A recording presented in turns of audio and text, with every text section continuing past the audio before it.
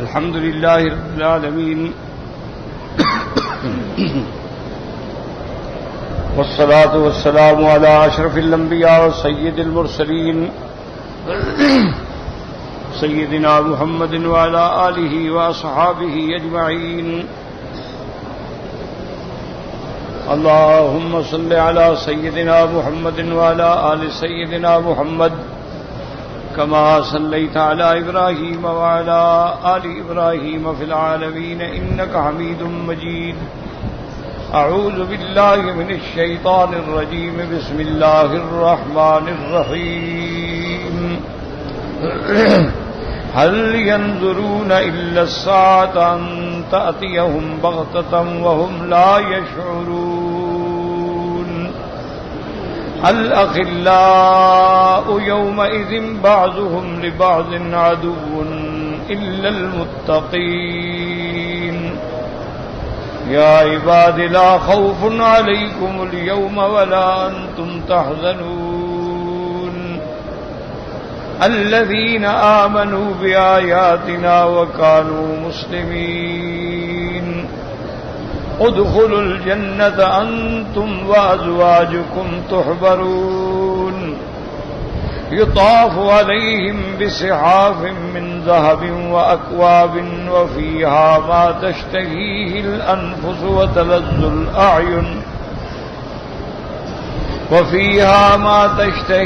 الأنفس وتلذ الأعين وأنتم فيها خالدون. وتلك الجنة التي أورثتموها بما كنتم تعملون. لكم فيها فاكهة كثيرة منها تأكلون. قال المؤلف والمفسر رحمه الله تعالى: أدام النفع بعلومه وعلومكم في الدارين آمين. يقول تعالى: هل ينتظر هؤلاء المشركون المكذبون للرسل. اللہ تبارک و تعالیٰ نے فرمایا، ارشاد فرمایا ان آیات میں کہ اب مشرکین کس بات کا انتظار کر رہے ہیں؟ قیامت کا. هل ينظرون إلا الساعة أن تأتيهم بغتة وهم لا يشعرون. وإنها كائنة لا محالة واقعة. قیامت نے ہر حال میں ہونا ہے، ہر حال میں واقع ہوگی. وَهَؤُلَاءِ غَافِلُونَ عَنْهَا غَيْرُ مُسْتَعِدِّينَ. لیکن یہ کافر، یہ مشرک لوگ جو ہیں یہ غافل ہیں قیامت سے اور اس کے لیے کوئی تیاری بھی نہیں کر رہے. فَإِذَا جَاءَتْ إِنَّمَا تُجِيءُ وَهُمْ لَا يَشْعُرُونَ بِهَا فَحِينَئِذٍ يَنْدَمُونَ كُلَّ النَّدْمِ حَيْثُ لَا يَنفَعُهُمْ وَلَا يَدْفَعُ عَنْهُمْ. پس جب قیامت آئے گی تو ایسے حال میں کہ ان کو پتہ بھی نہیں چلے گا، اس وقت یہ بڑے شرمندہ ہوں گے، ندامت اختیار کریں گے، لیکن وہ ندامت ان کو کوئی نفع نہیں پہنچائے گی. وقوله تعالى: الأخلاء يومئذ بعضهم لبعض عدو إلا المتقين. أي كل صداقة وصحابة لغير الله فإنها تنقلب يوم القيامة عداوة. اب مفسر فرماتا ہے کہ ہر دوستی، ہر صداقت جو دنیا میں تھی قیامت والے دن وہ دشمنی میں بدل جائے گی. جو غیر اللہ سے تعلق ہے وہ دشمنی میں بدل جائے گا. الا ما کان للہ عز وجل فانہ دائم بدوامہ. ہاں اگر کوئی تعلق اللہ کے لیے ہے، اللہ کی ذات کے لیے ہے تو وہ ہمیشہ قائم رہے گا. اس لیے حکم ہے کہ الحب فی اللہ والبغض للہ. کسی سے محبت کریں تو اللہ کے لیے کریں اور اگر ناراضگی ہو تو وہ بھی اللہ کے لیے ہو. اسی طرح ایک حدیث مبارک میں میرے آقا رحمت دو عالم نے فرمایا، آپ نے فرمایا: من احب للہ وابغض للہ اعطى للہ ومنع للہ. آپ نے فرمایا جو بندہ اللہ کے لیے محبت کرے، اللہ کے لیے بغض کرے، اگر کسی کو کوئی چیز دے تو اللہ کے لیے دے، اگر روکے تو اللہ کے لیے روکے. وقد استکمل الایمان. گویا اس نے ایمان اپنا مکمل کر لیا. ایمان کی علامت یہ ہے کہ تمہارا تعلق جو ہے وہ اللہ کے لیے ہو اور اللہ والوں سے ہو. اس لیے قرآن حکم دیتا ہے یا ایھا الذین آمنوا اتقوا اللہ وکونوا مع الصادقین، اے ایمان والو اللہ سے ڈرو اور صادقین سے، صالحین سے، مومنین سے، عابدین سے، قانتین سے اپنا تعلق قائم رکھو۔ وَهَذَا كَمَا قَالَ إِبْرَاهِيمُ عَلَيْهِ الصَّلَاةُ وَالسَّلَامُ لِقَوْمِهِ إِنَّمَا اتَّخَذْتُم مِّن دُونِ اللَّهِ أَوْثَانًا مَّوَدَّةَ بَيْنِكُمْ فِي الْحَيَاةِ الدُّنْيَا ثُمَّ يَوْمَ الْقِيَامَةِ يَكْفُرُ بَعْضُكُم بِبَعْضٍ وَيَلْعَنُ بَعْضُكُم بَعْضًا وَمَأْوَاكُمُ النَّارُ وَمَا لَكُم مِّن نَّاصِرِينَ۔ جیسے کہ سیدنا ابراہیم علیہ السلام نے اپنی قوم سے فرمایا تھا کہ اللہ کے سوا تم نے غیر اللہ سے جو محبت اور مودت بنا رکھی ہے دنیا میں، لیکن آنے دو جب قیامت کا دن ہوگا تو وہ اس کو کافر کہے گا، وہ اس کو کافر کہے گا، وہ اس کو لعنت کرے گا، وہ اس کو لعنت کرے گا، اور ٹھکانہ جہنم ہوگا، اور اللہ کے سوا تمہارا کوئی مددگار بھی نہیں ہوگا۔ تمام دوستیاں ختم ہو جائیں گی، تمام رشتے ختم ہو جائیں گے، عابدین و معبودین کے درمیان بھی رشتے ختم ہو جائیں گے، حتیٰ کہ سب سے بڑا گمراہ کرنے والا شیطان ہے جو انسانوں کو گمراہ کرتا ہے۔ یاد رکھیں کہ قرآن پاک میں آتا ہے کہ جب قیامت کا دن ہوگا اور کافر اور مشرک شیطان جن انس جہنم میں پڑے ہوں گے تو کافرین اور مشرکین شیطان کو کہیں گے کہ اے بدبخت، تو نے ہمیں برباد کیا، تو نے ہمیں شرک کا دروازہ کھولا، تو نے ہمیں گناہوں پہ لگایا، آج ہمارا انجام دیکھو کہ ہم جہنم میں پڑے ہیں۔ وہ کہے گا ٹھہرو، کیا کہہ رہے ہو؟ وہ کہے گا بات سنو میری، لا تلومونی ولوموا انفسکم، کہنے لگا بات سنو کہ میں نے بھی دنیا میں تم کو اپنے رستے کی طرف بلایا، اس میں کوئی شک نہیں۔ اللہ نے 1,40,000 پیغمبر بھیجا، انہوں نے تمہیں اللہ کے رستے کے لیے بلایا، تو تم نے پیغمبروں کی بات نہ مانی اور میرے کہنے پہ چل پڑے، تو میرے اوپر تمہارا کوئی کنٹرول تھا؟ مجھے ملامت مت کرو، اپنے آپ کو ملامت کرو، اس لیے تمہارا ٹھکانہ یہی ہونا چاہیے جہاں پڑے، تو ابلیس بھی بری ہو جائے گا۔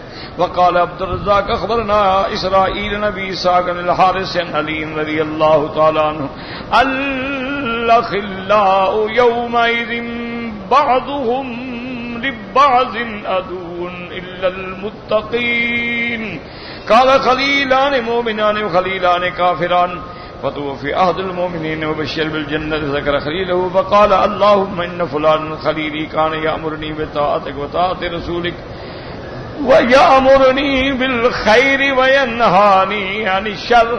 حضرت علی رضی اللہ تعالی عنہ اس آیت کے پڑھنے کے بعد یہ واقعہ بیان فرماتے تھے کہ دو دوست تھے، دونوں ایمان والے تھے، اور دو دوست تھے، دونوں کافر تھے۔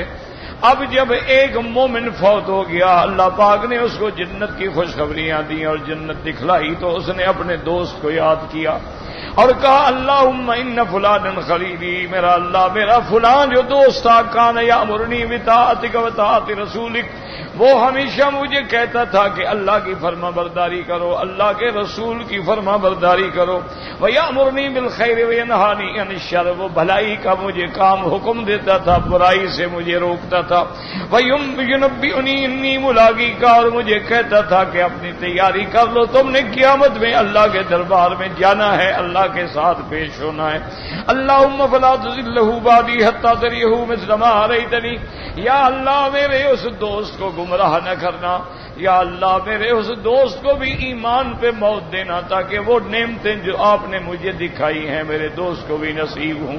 تو اب دیکھیں جو دوستی اللہ کے لیے تھی وہ مرنے کے بعد بھی باقی ہے، وہ قیامت میں بھی باقی ہے۔ اس لیے ایک حدیث مبارک میں آتا ہے، ایک صحابی نے حضور سے عرض کیا کہ یا رسول اللہ صلی اللہ علیہ وسلم، مجھے آپ سے اتنا محبت ہے، میں گھر جاتا ہوں تو میرا دل اداس ہو جاتا ہے، میں بچوں کو چھوڑ کے پھر دوڑتا ہوں کہ حضور کی زیارت کروں، پھر میں آگے زیارت کر لیتا ہوں یا رسول اللہ، لیکن قیامت میں کیا ہوگا؟ آپ تو ہوں گے اعلیٰ درجات میں اور ہم پتہ نہیں کہاں ہوں گے۔ تو وہاں کیسے ملاقات؟ آپ نے فرمایا المرء مع من احب، آپ نے فرمایا صحابی تجھے مبارک ہو، اللہ تبارک و تعالی جس کے ساتھ محبت ہو اسی کے ساتھ اکٹھا کر دیں گے۔ تو اگر تمہیں میرے ساتھ محبت ہے تو قیامت میں بھی یہ محبت قائم ہوگی، اور یہ لقاء قائم ہوگا، یہ ملاقاتیں قائم ہوں گی، اور یہ تعلق جو ہے وہ قائم ہوگا۔ اسی لیے فرمایا کہ مومنین کا تعلق ہے وَتَرْضَىٰ عَنْهُ كَمَا رَضِيتَ عَنِّي، اور دعا کرے گا کہ یا اللہ میرے اس دوست سے راضی ہو جا جیسے تو مجھ سے راضی ہو گیا۔ فقال له فيقال له اذهب فلو تعلم ما له عندي لضحكت كثيرا وبكيت قليلا۔ اللہ فرمائیں گے اے مومن جاؤ جنت میں تم آرام کرو، تمہیں پتہ نہیں میں نے تمہارے اس دوست کے لیے کیا کیا نعمتیں رکھی ہیں، اگر وہ تمہیں بتا دوں تو تم اتنی خوش ہو جاؤ کہ پھر کبھی تمہیں غم بھی نہ ہو، اس کے لیے بھی ہم نے بڑی نعمتیں رکھی۔ قال ثم يموت الآخر ويجتمع أرواحهما، اس کے بعد دونوں کافر مریں گے، ان میں سے بھی تو ان کے روحیں جب کٹھی ہوں گی۔ وقال ان احدكما على صاحب ان احدكما على صاحب يقول كل واحد منهما لصاحبه نعم الاخ ونعم الصاحب لیسن احدکما علی صاحبی۔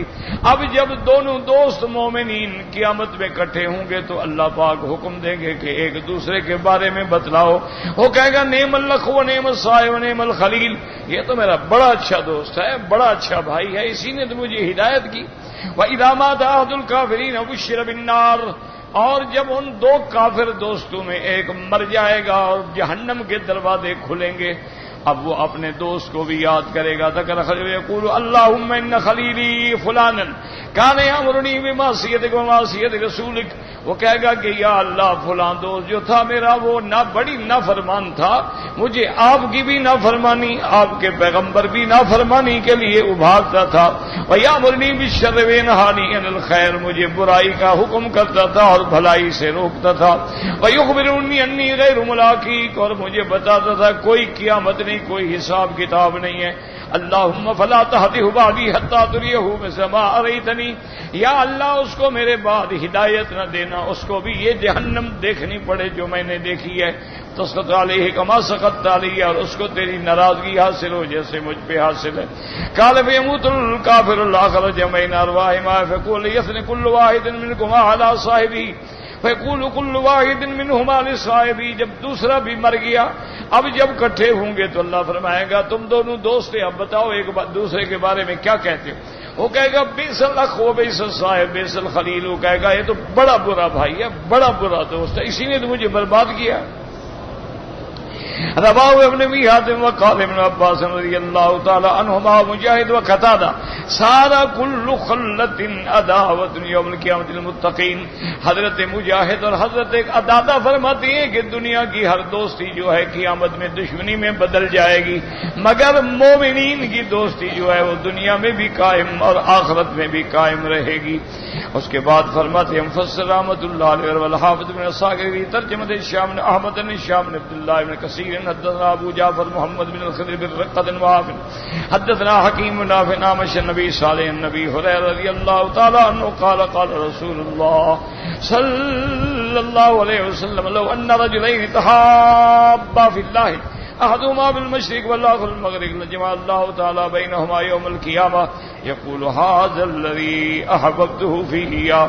حضور پاک نے فرمایا کہ اگر دو دوست اللہ کے لیے محبت رکھتے ہیں، ایک مشرق میں ہے ایک مغرب میں ہے، اللہ قیامت میں دونوں کو جمع کریں گے، ملائیں گے کہ یہ ہے نا وہ جس کے دل میں جب کہ مثال کے طور پہ آپ دیکھ لیں کہ حافظ ابن کثیر ہے، اب ہم جانتے ہیں کون ہے، امام بخاری رحمۃ اللہ علیہ ہیں، امام مسلم ہے، امام نسائی ہے، امام ابی داؤد ہے، امام ابو حنیفہ ہے، امام شافعی ہے، امام مالک ہے، ہمیں کیا پتا، لیکن ہم جو محبت کر رہے ہیں تو اللہ کی خاطر کر رہے ہیں نا بھی۔ انہوں نے حدیثیں جمع کی، انہوں نے دین کے مسائل کو نکال کے حدیثوں سے استنباط کر کے دین کو آسان کر دیا۔ تو اب ہر جگہ آپ دیکھ لیں کہ ایک ایک دن پہ ان پہ کروڑوں رحمتیں آتی ہیں، کروڑوں اللہ تبارک و تعالیٰ کے لیے اللہ والے جو ہیں دعائیں مانگتے ہیں، تو یہ اللہ کے لیے وقولہ تبارک و تعالیٰ اللہ فرمائیں گے یا عبادی، یہاں دو قراتیں ہیں، بعض علماء نے یہ کے ساتھ یا عبادی اور بعد میں پڑھا یا عبادی لا خوف علیکم اليوم ولا انتم تحزنون ثم بشرهم وقال الذين آمنوا بآياتنا وكانوا مسلمین. اللہ فرمائیں گے اے میرے بندے، جس کو اللہ کہے میرے بندے، ورنہ تو سارے اللہ کے بندے ہیں نا، لیکن جب اللہ کہے میرے بندے تو یہ بڑی شان ہوتی، نہ تم پہ کوئی ڈر ہے نہ تم پہ کوئی غم ہے. اور فرمایا میرے بندوں کی نشانی کیا ہے، صفت کیا ہے؟ فرمایا الذین آمنوا بآیاتنا، جو ہماری آیات پہ ایمان لائے ہیں اور ظاہر میں بھی اپنی گردن میرے آگے جھکا دی ہے. یعنی آمنت قلوبہم و بواطنہم، یعنی وہ اندر سے بھی مومن ہیں، وانقادوا لشرع اللہ جوارحہم و ظواہرہم، اور ظاہر سے بھی اللہ کے فرما بردار ہیں، ان کے دلوں میں بھی ایمان ہے اور ان کے سارے اعضاء بھی اللہ کے حکم پہ چل رہے ہیں. قال المؤتمر سلیمان نبی اذا كان يوم القيامة فإن الناس حين يبعثون لا يبقى أحد منهم إلا فزع فينادى مناد. معتبر ابن سلیمان اپنے ابا سلیمان سے روایت کرتے ہیں اذا كان يوم القيامة، جب قیامت کا دن ہوگا، سارے مخلوق اللہ کی جب اٹھائی جائے گی معاشر کے لیے تو سب کے سب پریشان ہوں گے، اور اس وقت اللہ کے حکم سے فرشتہ آواز دے گا یا عبادی لا خوف علیکم اليوم ولا انتم تحزنون فیرجوها الناس کلهم. اللہ حکم دیں گے کہ اے میرے بندے تم پہ ڈر بھی نہیں غم بھی نہیں. سب کہیں گے ہم بندے تو ہیں اللہ کے، لیکن آگے اللہ فرمائیں گے نہیں میرے بندے تو وہ ہیں الذین آمنوا بآیاتنا وکانوا مسلمین، جو میرے آیات پہ ایمان لائے اور جن کے اعضاء و جوارح نے بھی میری اطاعت کی ہے. قال فہی الناس منا غیر المؤمنین، اب جو مومن ہیں وہ خوش ہوں گے، جو کافر ہیں وہ مایوس ہو جائیں گے. اللہ حکم دیں گے ادخلوا الجنہ، اے یقال لهم، ان کو کہا جائے گا جنت میں داخل ہو جاؤ، انتم وازواجکم، ازواج سے بعد نے فرمایا بیویاں، اور بعد نے کہا نہیں ازواج کا معنی ہوتا ہے نذراؤکم، تمہارے جیسے جو مومن بھائی ہیں سب جاؤ اکٹھے جنت میں داخل ہو جاؤ. انتم وازواجکم تحبرون تنعمون تصعدون، تاکہ تم پہ انعام ہو اور تمہیں خوشی حاصل ہو.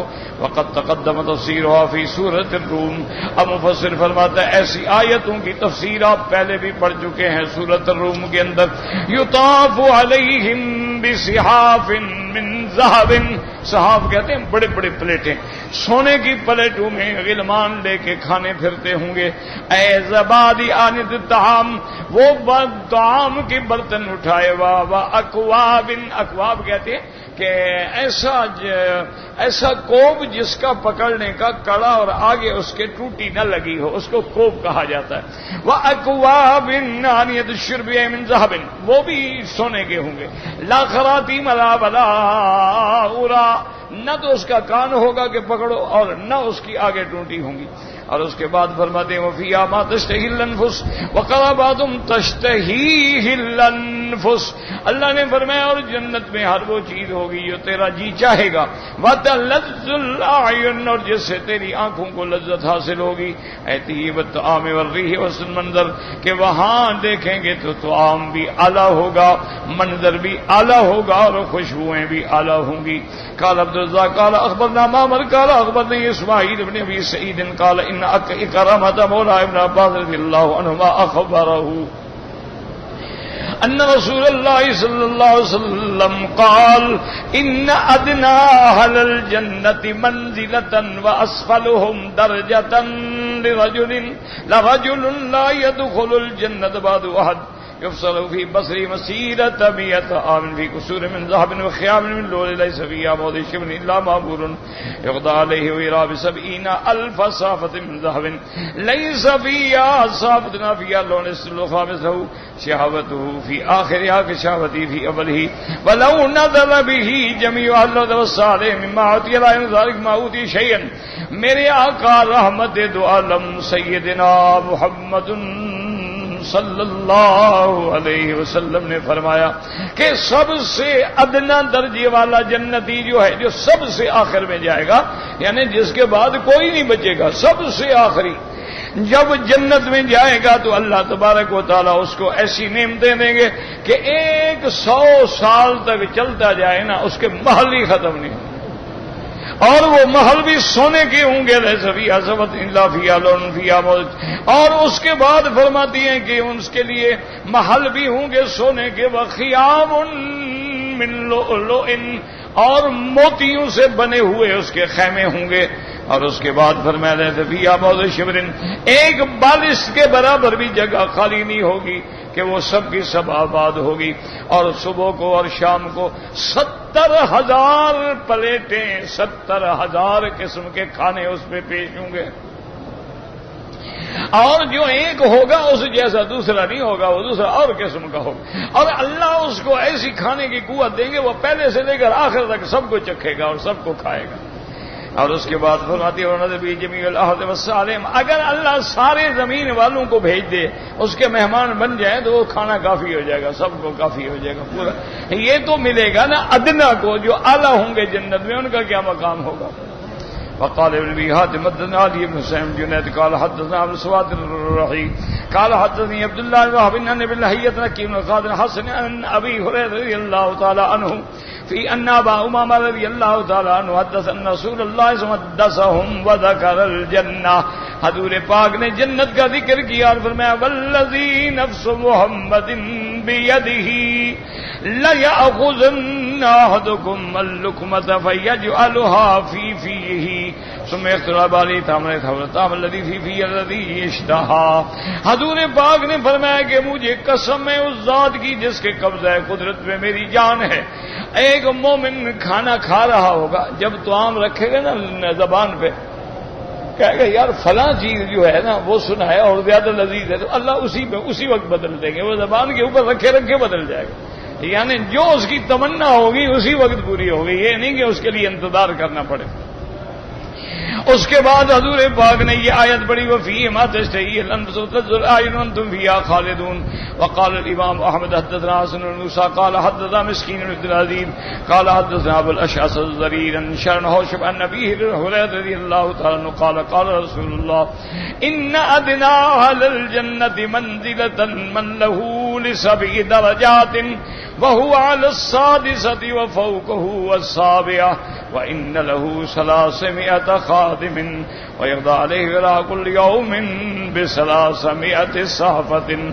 حضور پاک نے فرمایا جنت میں جو ادنا درجے کا مومن ہوگا اس کے لیے 7 درجات ہوں گے، وہ 7ویں چھٹے پہ ہوگا اور اس کے اوپر 7واں ہوگا، اور 300 خادم صبح و شام 300 قسم کے کھانے لے کے حاضر ہوگا. ولا علم الا قال من ذهب في كل صحفة لون ليس الاخرى. کہتے ہیں یہ مجھے یاد نہیں رہا کہ وہ برتن سونے کے ہوں گے. وانه ليلذ اوله كما يلذ آخره، وہ پہلا کھانے سے لے کر آخر تک اللہ طاقت دیں گے، خواہش دیں گے، قوت دیں گے، وہ لذت حاصل کرے گا. ومن الاشربة 300 اناء فی کل اناء لون لذ الاخر، اور 300 برتن کے اندر مشروبات ہوں گے اور ہر مشروب دوسرے سے علیحدہ ہوگا. وَإِنَّهُ لَأَبْلُغُ مَا يَلَذُّ آخِرُهُ وَإِنَّهُ لَيَقُولُ يَا رَبِّ لَوْ أَذَنتَ لِي لَأَطْعَمْتُ أَهْلَ الْجَنَّةِ وَسَقَيْتُهُمْ لَمْ يَنْقُصْ مِمَّا عِندِي شَيْءٌ وَإِنَّ لَهُ مِنَ الْحُورِ الْعِينِ ل72 زَوْجَةً سِوَى أَزْوَاجِهِ مِنَ الدُّنْيَا وَإِنَّ الْوَاحِدَةَ مِنْهُنَّ لَتَأْخُذُ مَقْعَدَهَا قَدْرَ مِيلٍ من الارض.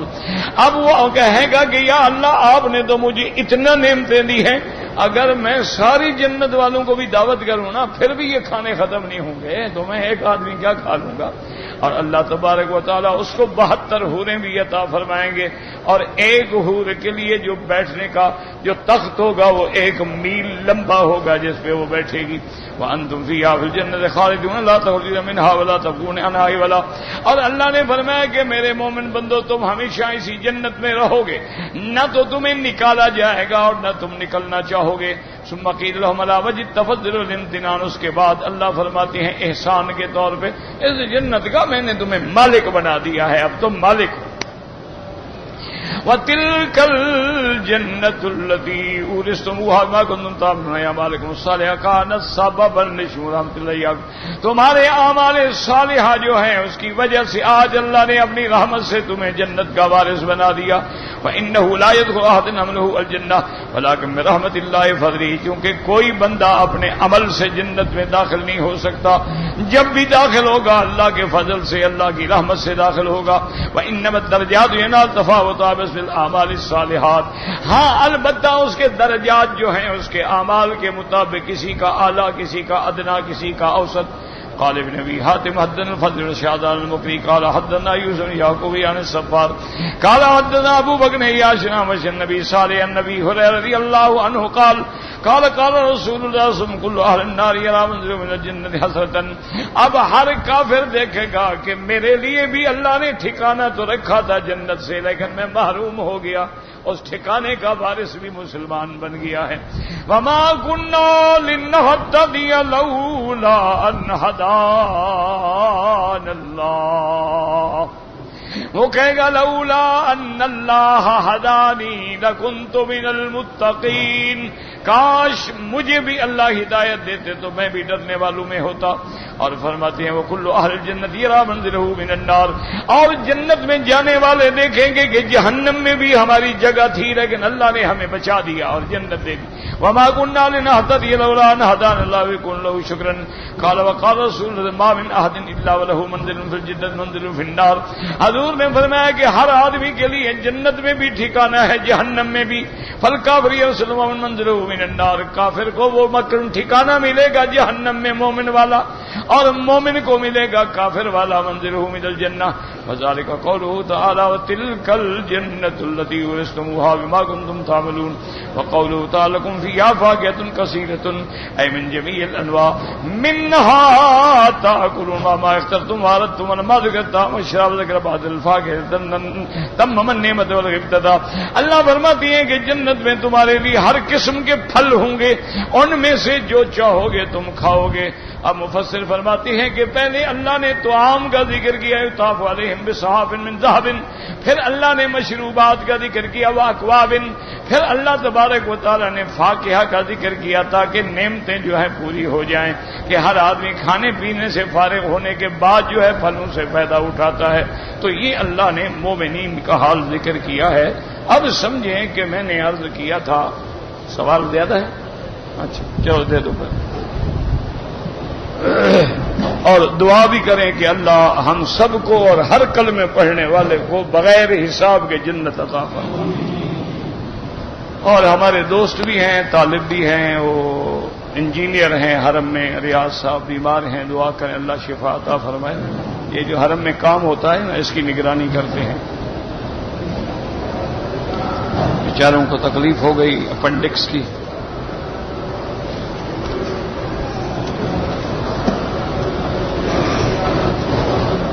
کہتے ہیں جی کہ پاکستان میں شیعہ کے ساتھ نکاح کرنا جو ہے علماء کہتے ہیں منع ہے، اور یہاں تو یہاں آپ نے دیکھا نکاح ہو رہے ہیں سنی شیعہ. کیا مطلب؟ میرا بھائی بات یاد رکھو کہ یہاں جو بھی داخل ہوتا ہے اس کے پاسپورٹ کو دیکھا جاتا ہے، اس پہ کافر لکھا ہوا ہے یا مسلمان. اگر ہندو لکھا ہو، سکھ لکھا ہو، یہودی لکھا ہو، نصرانی لکھا ہو، نہیں آنے دیتے. لیکن اگر مسلمان لکھا ہو تو یہ کیا کریں؟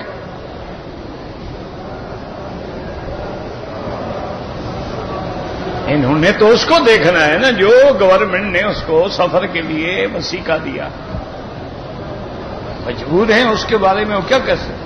اچھا کتنے قادیانی ہیں جو آ جاتے ہیں عرب میں، آ جاتے ہیں نمازیں پڑھتے ہیں، حالانکہ وہ مستفق علیہ کافر ہے، لیکن پاسپورٹ میں لکھا ہے مسلمان تو مسلمان.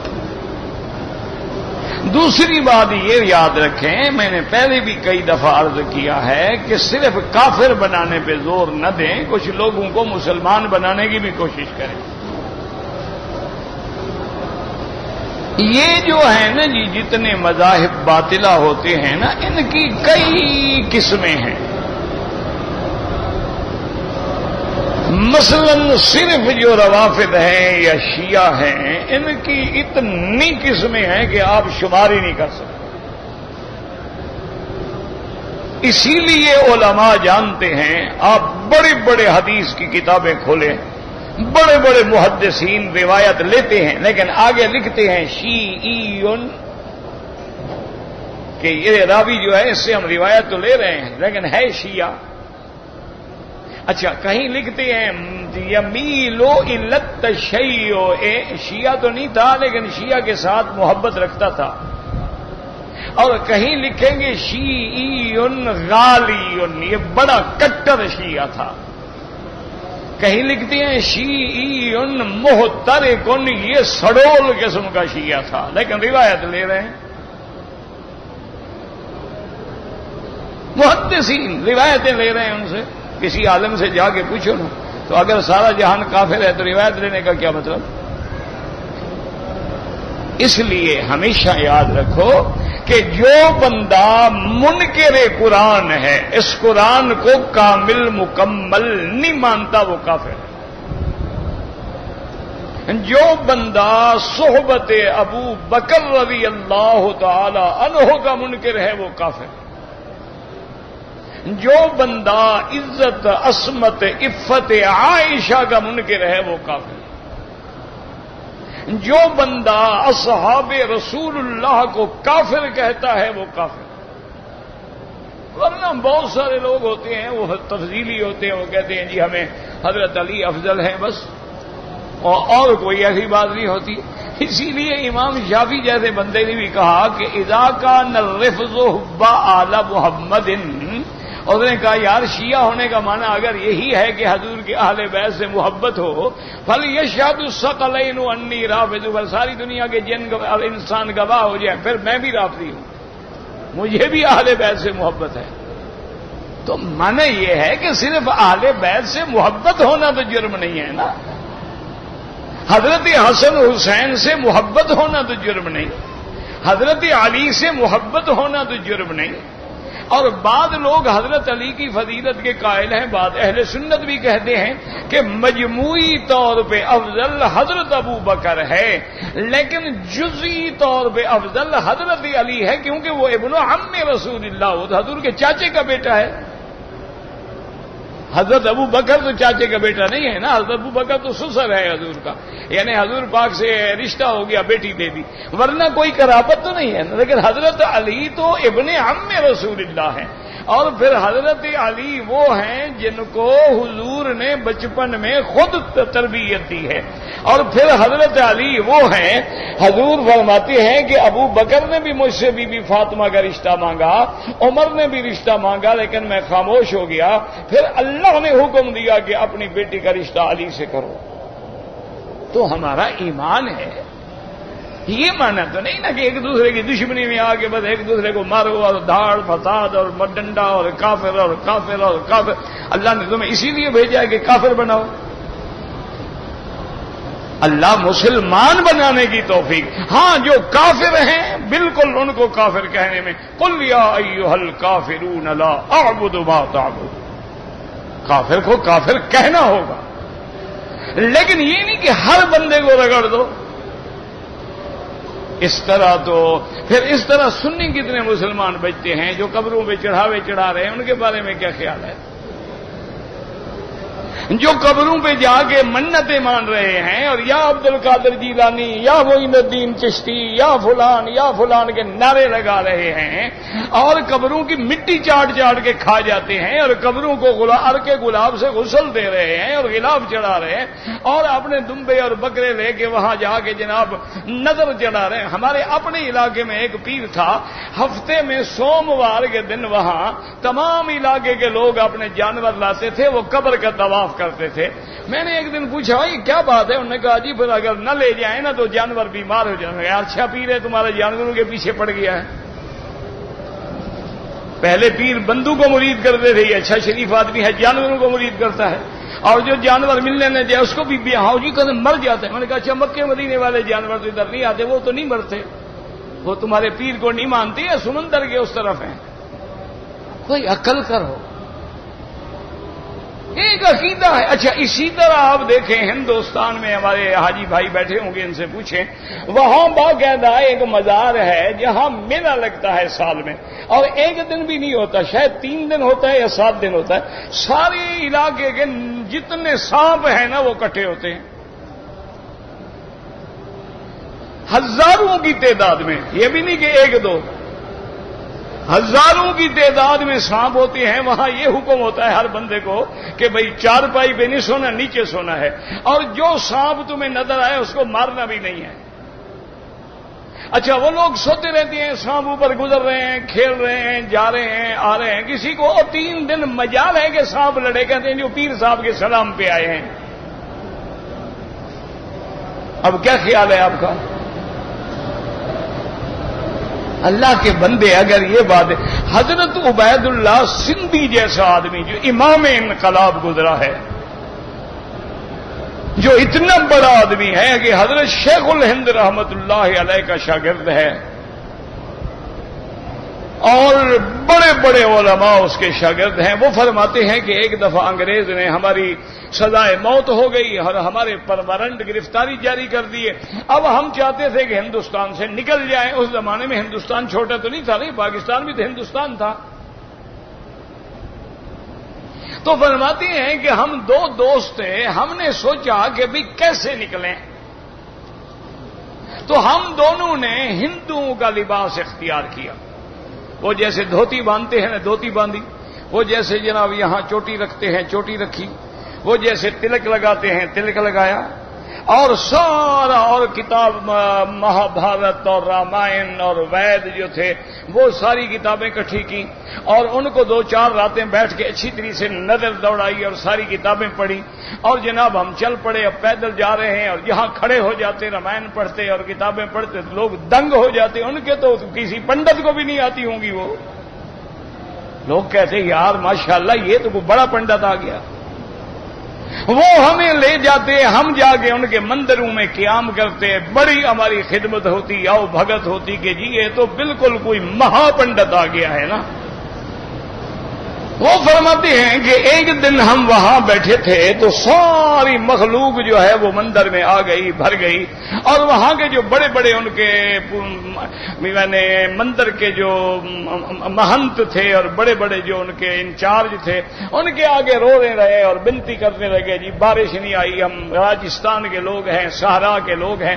علاقہ راجستھان کا تھا، یہ بیکانیر، جیسلمیر، یہ جتنے نے راجستھان ہے، بیکانیر ہے، کرنیل ہے، جیسلمیر ہے، جے پور ہے، جودھ پور ہے، سب سٹیٹ جو ہے راجستھان کی، یہ پھر ہمارے ساتھ بھی جا کے لگتی ہیں سندھ کے ساتھ، یہ وہی راجستھان ہے سارا.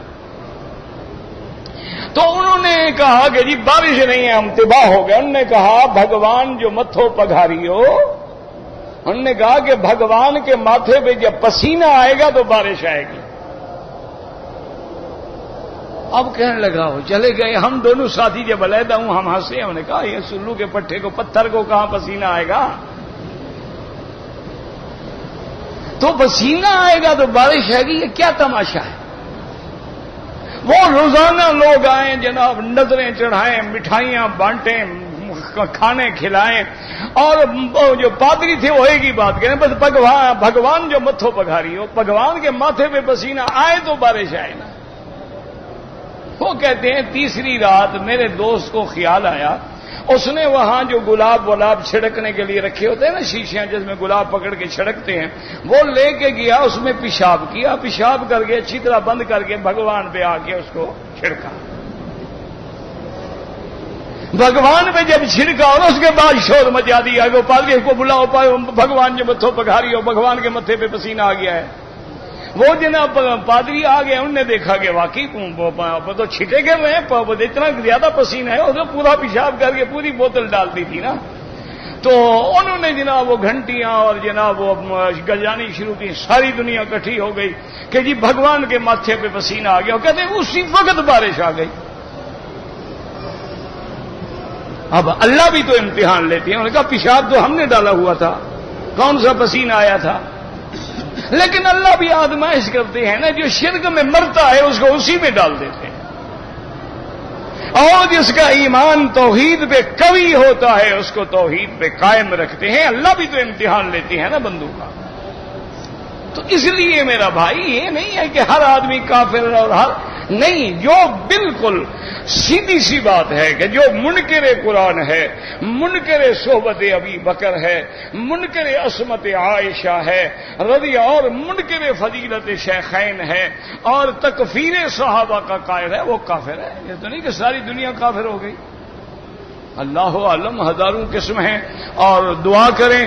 بلکہ میں تو ایک چھوٹا سا طالب ہوں، فقیر آدمی ہوں، میرے پاس اتنا وسائل نہیں، ورنہ یہ تو تمہیں موقع ملا ہے. اگر تم علماء ہو کتابیں لکھو، ان کو اپنا دین سمجھاؤ.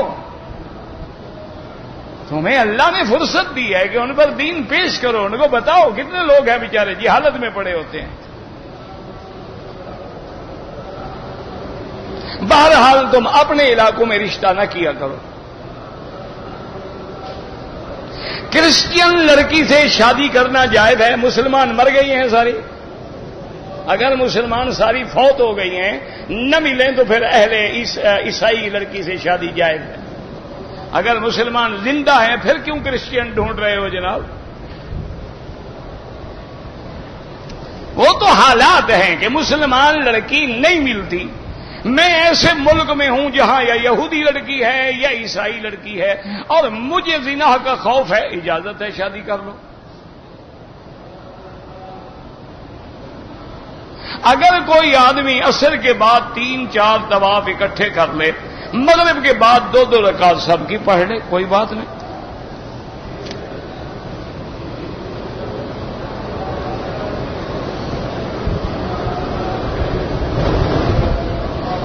کہتے جی کہ 9 سے 13 ذی الحج کے درمیان میں عمرہ نہیں ہوتا. ہاں بالکل نہیں ہوتا. یہ ان کے لیے نہیں ہوتا جو حج کرنے جا رہے ہیں. جو حج میں نہیں جا رہا وہ کیوں نہ کرے. ایک آدمی ہے، اس نے عمرہ کیا، اسی دن واپس اپنے ملک چلا گیا، واپس ریاض چلا گیا، اس کے لیے کیا تکلیف ہے؟ تو 8, 9, 10, 11, 12, 13 یہ حج کے دن ہیں. جب آپ حاجی ہیں تو عمرہ کیسے کریں گے آپ؟ ورنہ انہی کے اندر بھی تو عمرہ ہوتا ہے نا. تمتع کا عمرہ جو ہے وہ نہیں کرتے. قران کر کے آدمی آیا ہے تو عمرہ نہیں کرے گا. حرم میں بھی مکروہ وقت ہے. یہ کس نے کہا ہے کہ نہیں ہے؟ حرم کے اندر بھی حدیث مبارک ہے کہ فجر کے بعد کوئی نماز نہیں، سورج نکلے کوئی نماز نہیں، سورج ڈوبے کوئی نماز. یہ تو گنجائش ہے کہ اگر طواف کیا ہے تو حنابلہ رحمہم اللہ فرماتے ہیں کہ 2 رکعت پڑھ سکتا ہے. ایک حدیث میں حضور نے فرمایا تھا کہ جو کوئی جب نماز پڑھے یا طواف کرے اس کو منع نہ کرو. طواف کی 2 رکعت افضل یہ ہے کہ مقام ابراہیم کے پیچھے یا حتیم میں یا طواف کی جگہ میں، ورنہ سارے حرم میں نہیں یاد آیا ہوٹل میں بھی پڑھ سکتے ہو.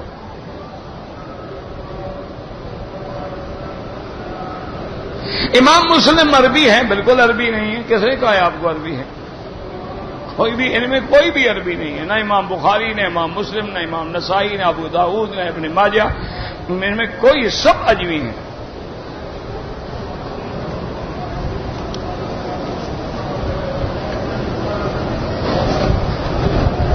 اگر بیت الخلاء کے اندر ہاتھ دھونے کا واش بیسن لگا ہے وہاں ہم وضو کریں، کیوں نہ کرو بھائی؟ وجہ کیا ہے؟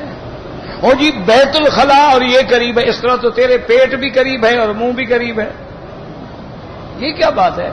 ادھر بھی تو اندر گندگی کھڑی ہے. اللہ کے بندے فلش لگا ہوا ہے، کھینچا صاف ہو گیا، اس کا کیا ہے اگر ہے تو؟ بس اپنی عقل دوڑاتے رہتے. طواف میں بوسہ چھوٹ گیا، کوئی حرج نہیں جناب، کوئی کفر نہیں ہو گیا. موقع ملے دے دو، نہیں ملے نہ دو. نماز میں بیت اللہ پہ نظر نہیں، سجدے کی جگہ پہ نظر ہو. نماز بندگی ہے، عاجزی ہے، تذلل ہے. نماز یہ نہیں کہ اکڑ کے کھڑا ہو بندہ. طواف میں مجھے شک ہو گیا 6 چکر ہیں یا 7، تو جو خیال زیادہ ہو اس پہ عمل کر لو. ایک عورت ہیں بیمار ہیں، اللہ شفا دے، اللہ ہر بیمار کو شفا دے. یہ تفسیروں میں دیکھا کرو، ہر بات سے نہیں، ایک آیت لکھ دی ابھی اس کا ترجمہ شروع کرو جناب. اگر ہم لوگ انڈیا سے آتے ہیں عمرے کے لیے، لیکن اگر کچھ سامان ہم لے آئیں کہ مکہ مدینہ میں بیچ دیں گے اور یہاں سے لے جائیں گے وہاں بھیجیں گے، کوئی منع نہیں، لیکن غالب نیت عمرے کی ہو، غالب نیت حج کی ہو، موقع ملے تو کر لو. جیسے اللہ نے قرآن میں فرمایا کہ لا جناح علیکم لیس علیکم ہے نا جی انا للہ. اللہ نے قرآن میں فرمایا ہے کہ تمہیں حج کے دنوں کے اندر اگر تم کوئی کاروبار کرتے ہو تم پہ کوئی گناہ نہیں. لیس علیکم جناح ان تبتغوا فضلا من ربکم فَإِذَا أَفَضْتُم مِّنْ عَرَفَاتٍ فَاذْكُرُوا اللَّهَ عِندَ الْمَشْعَرِ الْحَرَامِ. تو فضلا من ربکم کا معنی تجارت ہوتی ہے کہ کوئی نفع حاصل کرو، کوئی منع نہیں. اگر ہم طائف جائیں واپسی پہ عمرہ لازمی ہے، میقات ہے.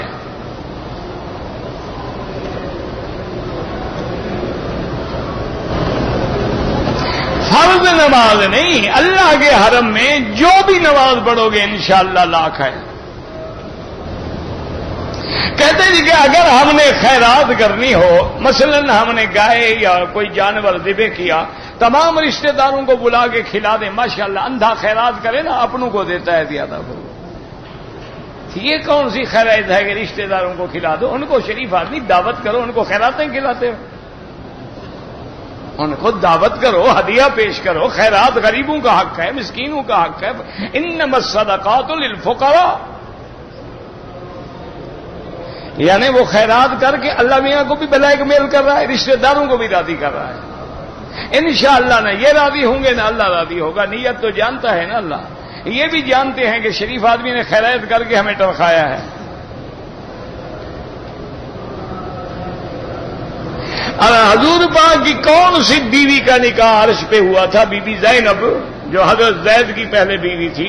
فلما قضى زید منها وطرا. یہ تو قرآن کا مسئلہ ہے، کچھ خود بھی پڑھا کرو نا. سارا مولوی مفت ہاتھ آ گیا. ایک کل بتایا تھا، آج اس کو بھول گیا ہے.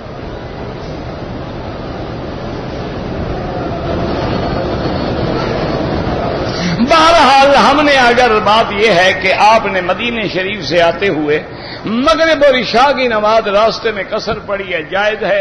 اگر مغرب پڑھ لی اور عشاء کے وقت مکے پہنچ گئے، مکے آگے پڑھی، وہ بھی جائز ہے. یہاں بھی مسافر ہو، اگر تمہارا گھر مکے میں ہے تو پھر پوری پڑھنی ہوگی.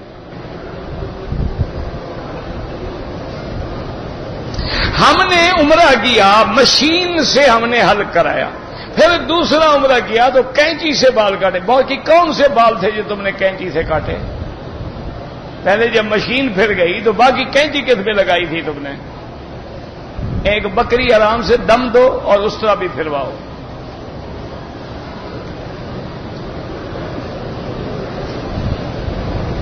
کہتے جی کہ کوئی لڑکا اگر عمر 18 سال ہے امام بن سکتا ہے؟ ہاں بن سکتا ہے.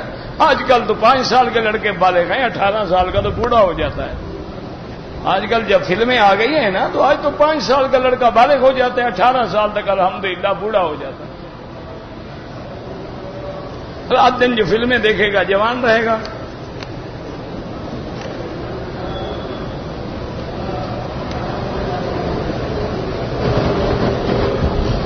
ہم نے احرام باندھا ہوا تھا، جدے میں اترے، رشتہ داروں کے پاس چلے گئے، احرام کھول دیا ماشاءاللہ.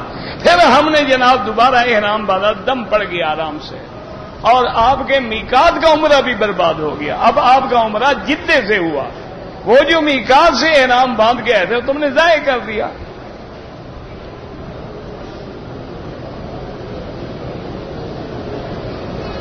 بہرحال اگر ایک آدمی نے مدینے سے احرام باندھا، مکے میں آیا، اس نے ناشتہ کیا، غسل کیا، پھر چادریں باندھ کے عمرہ کیا، وہ کوئی حرج نہیں.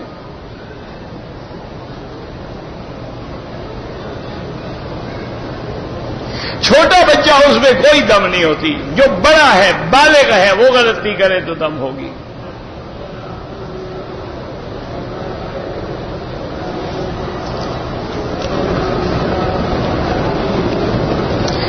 میری والدہ کو کسی آدمی نے پیسے دے دیے، کوئی بات نہیں. اگر امیر آدمی ہو آگے خیرات کر دینا، غریب ہو اپنے اوپر خرچ کر دینا.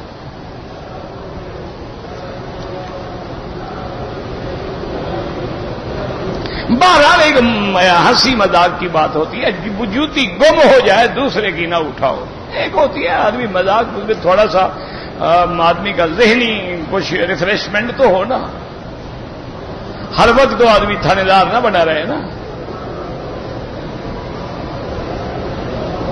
مرغی کو ذبح کرنے کے بعد گرم پانی میں ڈالے حرام ہو جاتی ہے، فوراً گرم پانی میں ڈالو تو اس کا خون جو نکلنا ہے واپس اندر چلا جاتا ہے۔ عمرہ کسی کے لیے بدل ہو سکتا ہے، جب حج ہو سکتا ہے عمرہ بھی ہو سکتا ہے۔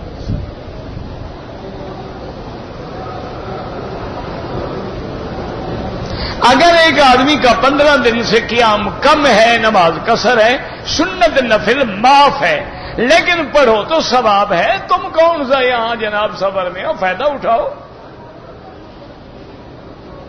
آب زمزم کا بیچنا بھی حرام، خریدنا بھی حرام۔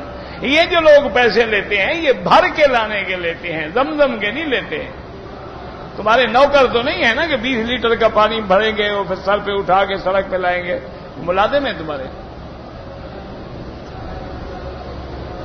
عمرے کا حلق کرانے سے پہلے خوشبو والا شیمپو لگانا حرام ہے۔ اگر حجام نے لگا دیا تھا تو 2-4 ریال خیرات کر دو، چونکہ وہ لگا تو نہیں رہا نا، فوراً اتر تو گیا، لیکن اس کو کہنا چاہیے کہ بھی میں احرام میں ہوں، خوشبو والا نہ لگانا، سادہ صابن لگا لو۔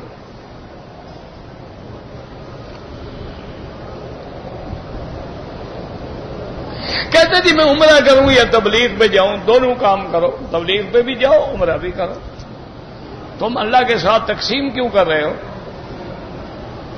تم اسی جماعت میں مل جاؤ جن نے مکے مدینے آنا ہو، عمرہ بھی ہو گیا تبلیغ بھی ہو گئی، دونوں کام کرو۔ کون سا مشکل ہے؟ نیت ٹھیک کر لو، نیت مشکل ہو رہی ہے۔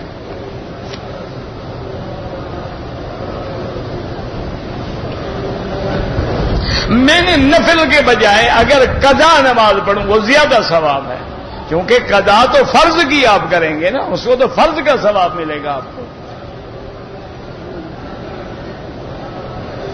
کسی نے اپنے دکان کا نام مدینہ ہاؤس یا مکہ نہیں رکھنا چاہیے، یہ عزت و حرمت والے مقام ہیں، ان کو عام جگہوں پر نام نہیں رکھنا چاہیے، کچھ ادب کا بھی تو تقاضا ہوتا ہے۔ ساری زندگی صحابہ نے کبھی اپنے کاروبار کا نام مکہ ہاؤس مدینہ ہاؤس نہیں رکھا ہے۔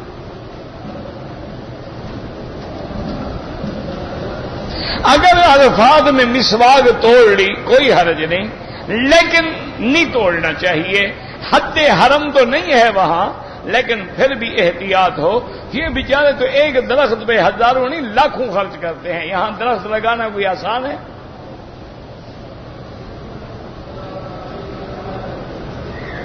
اگر ایک آدمی نے خود حج نہیں کیا، دوسرے کا حج بدل کرے، افضل یہ ہے کہ پہلے اپنا کرے، اپنا کرنے کے بعد حج بدل کرے۔ اچھا ہے غریب، وہ اپنا تو کر ہی نہیں سکتا، تو وہ حج بدل کر سکتا ہے۔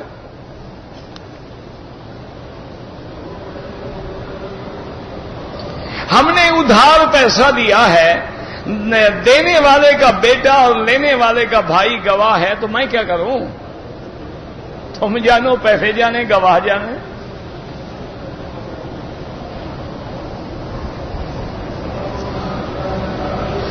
یعنی بیٹا گواہ بن سکتا ہے۔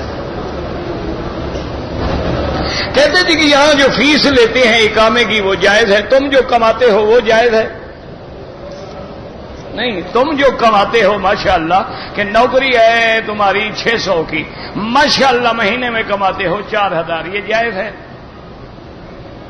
تمہاری نوکری ہے ماشاءاللہ کہ بلدیہ کا جھاڑو دو، تم ٹیلی فون کے کارڈ بھی بیچ رہے ہو، غیر ملکی کالیں بھی کرا رہے ہو، یہ جائز ہے؟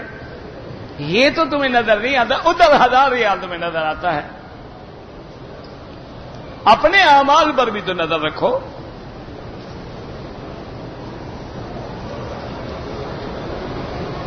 زکات کیسے مقرر کریں؟ کوئی مشکل نہیں، حساب کرو۔ مثلا سارے گھر کا خرچ مرچ نکال کے 1 لاکھ بچا، 2.5% 2500 روپے زکات دے دو۔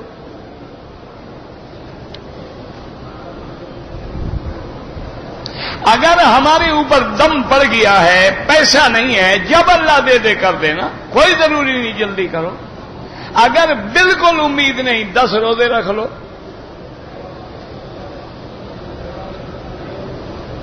احرام کی حالت میں بیڑی یا سگریٹ پینا ڈبل حرام ہے. حرام تو پہلے بھی تھی نا، اب احرام سے ڈبل حرام ہو گئی.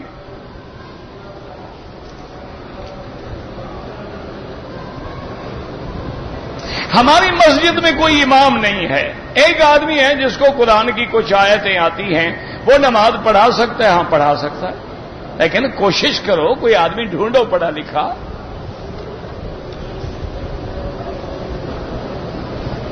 زمزم کے پانی سے پیر دھو سکتے ہیں، سارا بدن دھو سکتے ہیں، تو پیر کیوں نہیں دھو سکتے؟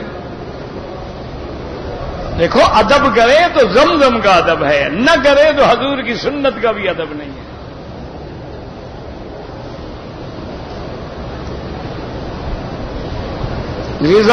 غذا کھاؤ، دواؤ کھاؤ، پتہ نہیں کیا ہے، مجھے تو نہیں پتا کیا لکھا ہے تم نے. احرام میں اگر طواف اور صفا کرنے کے بعد اپنے سر کے بال خود اس طرح پھیر لے جائز ہے.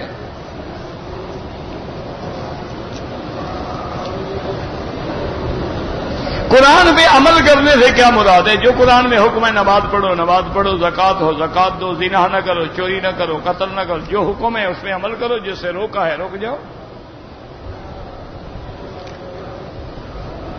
کہتے جی کہ بعض لوگ تبلیغ کو مانتے ہیں بعض نہیں مانتے. یہ تو ہر دور میں آیا، حضور کے زمانے میں بھی یہی تھا، بعض مانتے تھے بعض نہیں مانتے تھے.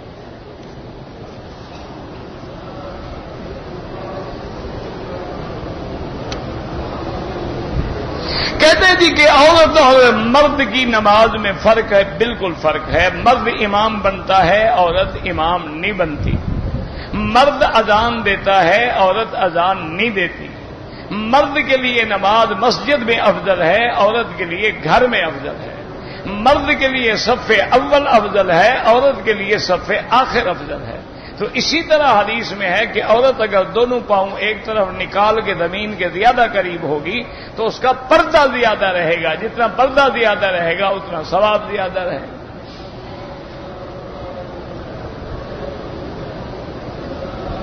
کہتے جی کہ دمام سے ہم عمرے پہ لے آتے ہیں تو لوگ راستے میں دو نمازیں مغرب عشاء کٹھی پڑھ لیتے. کوئی حرج نہیں، کوئی کفر اسلام کی جنگ نہیں. جو کٹھی پڑھے اس کو لڑو نہیں، جو اپنے اپنے وقت پہ پڑھے اس کو کچھ کہو نہیں، کوئی مسئلہ نہیں ہے.